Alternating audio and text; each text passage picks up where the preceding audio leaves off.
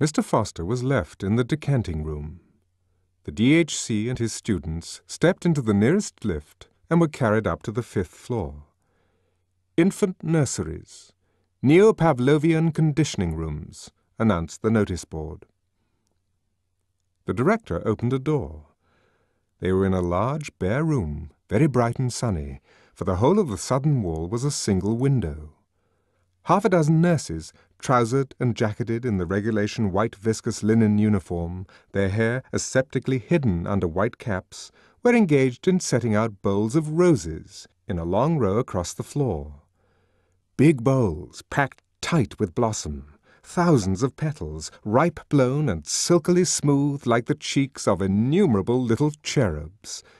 But of cherubs, in that bright light, not exclusively pink and Aryan, but also luminously Chinese, also Mexican, also apoplectic with too much blowing of celestial trumpets, also pale as death, pale with the posthumous whiteness of marble.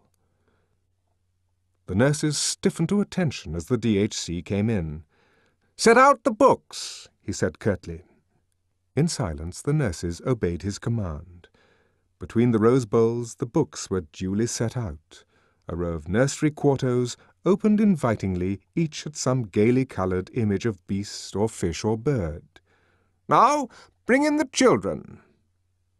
They hurried out of the room and returned in a minute or two, each pushing a kind of tall dumb waiter laden, on all its 4 wire-netted shelves, with 8-month-old babies, all exactly alike. A Bokanovsky group, it was evident, and all, since their caste was Delta, dressed in khaki.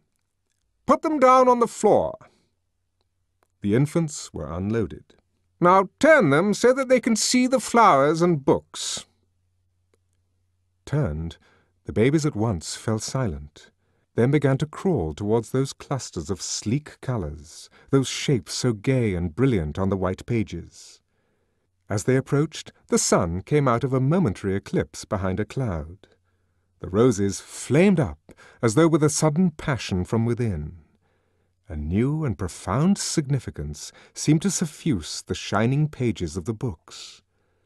From the ranks of the crawling babies came little squeals of excitement, gurgles, and twitterings of pleasure. The director rubbed his hands. "Excellent," he said. "It might almost have been done on purpose." The swiftest crawlers were already at their goal. Small hands reached out uncertainly, touched, grasped, unpetaling the transfigured roses, crumpling the illuminated pages of the books. The director waited until all were happily busy. Then, "Watch carefully," he said, and lifting his hand, he gave the signal. The head nurse, who was standing by a switchboard at the other end of the room, pressed down a little lever. There was a violent explosion. Shriller and even shriller, a siren shrieked. Alarm bells maddeningly sounded. The children started, screamed. Their faces were distorted with terror. "And now," the director shouted, for the noise was deafening, "now we proceed to rub in the lesson with a mild electric shock." He waved his hand again, and the head nurse pressed a second lever. The screaming of the babies suddenly changed its tone.